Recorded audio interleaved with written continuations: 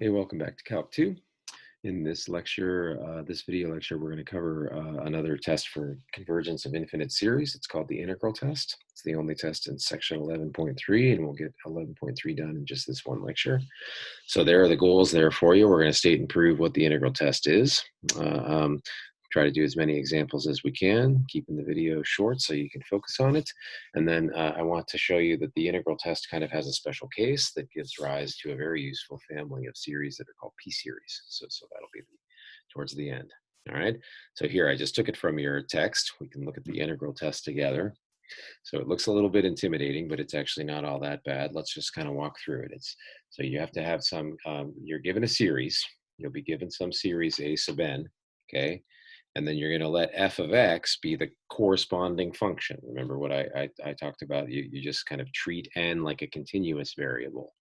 And then you have to make sure that that function is continuous. All of our examples are always continuous. Its y values have to be above the x-axis, so it's positive, and it has to be a decreasing function on the interval from 1 to infinity, okay? So here's the author saying it's the corresponding function. And then basically the integral test says that you compute an improper integral.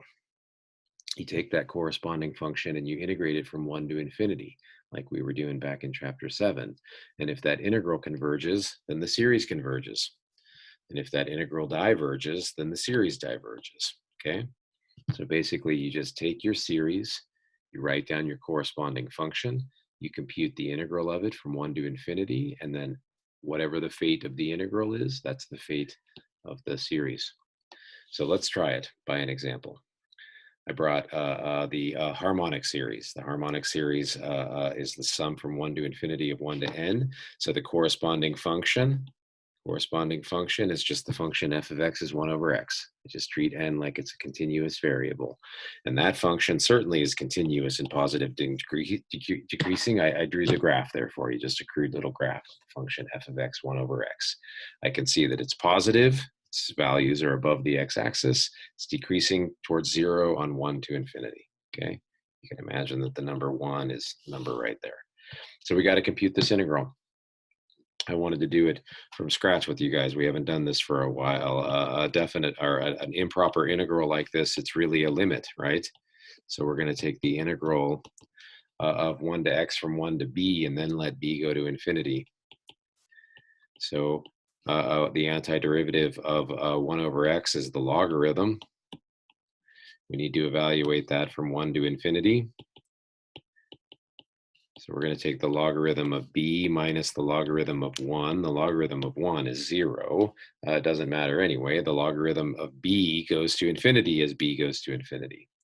So our series, our harmonic series, this is our second proof of this fact, diverges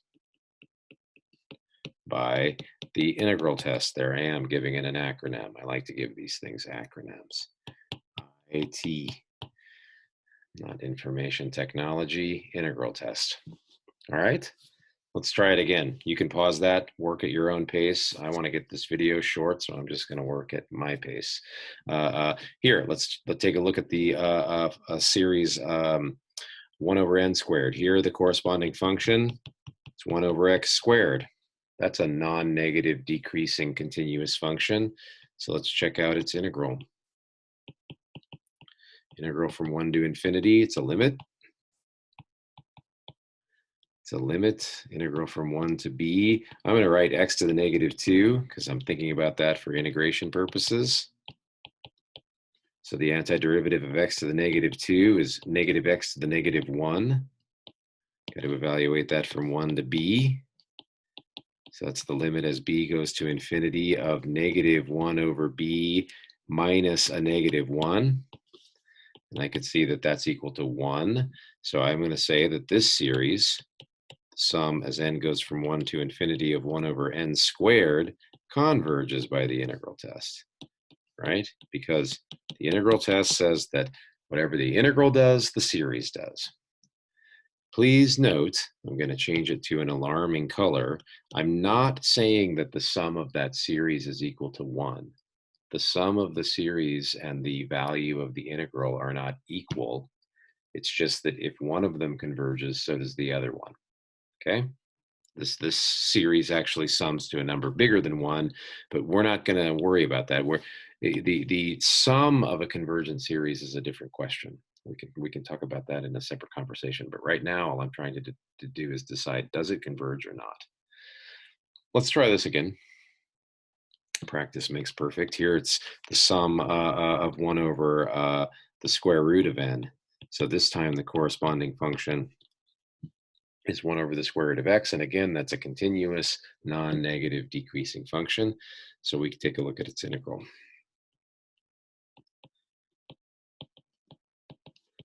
The limit b goes to infinity, integral of 1 to b. This time I'm going to write the exponent minus 1/2. Again, for integration purposes, it's useful to think of it as a power. The antiderivative of x to the minus 1/2 is 2 times x to the positive 1/2 by the power rule. Stop the video and think about it. You can do that. So I'm taking the limit as b goes to infinity of 2 times the square root of b minus 2 times the square root of 1. And as b goes to infinity, that square root term is going to go to infinity. So this series, 1 over the square root of n, as n goes to infinity, diverges by the integral test.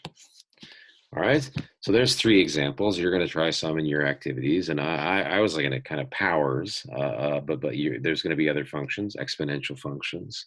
One of the antiderivatives might involve an inverse trig function. Trying to keep you guys fresh on the derivatives that you think about. But I chose these 3 functions because I wanted to illustrate something that we're going to be ended up calling our p-series test. So let me pick a highlighter color here and show you what I mean. In these last 3 examples, the function that was making the terms of the series was a power function. It had the form 1 over n to the something. In this case, it's 1 over n to the 1/2. Yeah, that power is 1/2. The previous example, example number 2, the power was 2. It was 1 over n to a power 2. In the first example, it was 1. 1 over n is 1 over n to the 1. So all of those have this same form. Let me just not try to hide it here. They look like 1 over n to the p, where p is some power, and I'm going to, always assume that p is greater than 0. So the author didn't write that here, but I will, because if p is negative, then that 1 over n to the p is really in the numerator, and that series would diverge by the divergence test. The terms wouldn't go to 0. So by assuming p is positive, it just means that that variable n is really in the denominator. And we didn't give a proof of this, but those examples up there kind of illustrate that if this number p is bigger than 1, then when you do that integral, it's going to converge. Yeah, when you take the antiderivative, if the number p is bigger than 1, then after you antidifferentiate and plug in, all of your b's are going to be in the denominator, and it's going to converge like it did for 2. Sorry to scroll on you here, but because this 2 was bigger than 1, that's why we ended up with b's in the denominator, and everything went to 0 when b went to infinity. But compare that to when p was 1/2. When p was 1/2, after we plugged in, we had b's in the numerator, and that's why it blew up. So we can do it in class in the Zoom meeting, or you can try to get a hold of me in an office hour if you want to see it. I'm not going to prove the p-series test here, but that's basically what it's saying. Let me kind of erase that if it's distracting. It's saying that if p is bigger than 1, then that series will converge. If p is less than or equal to 1, it'll diverge. If you forget the p-series test, it's okay. You can always use the integral test and just do the integrals one at a time. But it's kind of a handy thing to have in mind. It saves you a lot of time. If you can just glance at it and go, well, that's a p-series with p equal to 1/2, so it's going to diverge. Okay, let's look at an example where you have to do a little bit of algebra. This guy isn't really a p-series, but it has pieces that are. If I rearrange the summons there, the terms of the series, right? If I take the n to the 1/2 and divide it by n to the 3, which is 6 halves, well, that would give me 1 over n to the 5 halves. And then I would have a 7 over n cubed, right? And I'm trying to remind you from the last lecture where we were talking about series properties.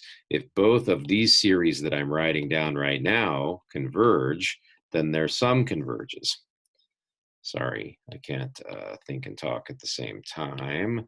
I meant to write n to the 5 halves plus the sum 7 over n cubed. Let n go from 1 to infinity in both of those sums. And each one of those are convergent p series. This p is 5 halves, that's bigger than 1. This p is 3, that's bigger than 1. So both of those series converge. So this thing converges by the p-series test. Or let's say both converge by the p-series test. All right, stop the video, take a breath. I'm going fast. We're gonna end this thing. I want to try to prove, or at least, I don't know, sometimes I don't think of these things as proofs, but rather sort of poofs. It's a poof of the integral test. There, that's the first time in my life I've ever done that. It's not a rigorous mathematical proof, but it is a convincing argument, I think. So I've got a couple of pictures here. Stole them from your book, took them from your book. We have copyright privileges to use this stuff. And it's showing our continuous non-negative function f of x drawn there in both pictures. And remember, we have this series. I'm going to write it somewhere down here out of the way. We have this series, a sum as n goes from 1 to infinity of a sub n. So that's a1 plus a2 plus a3. And we have it so that f of n is a sub n for every n.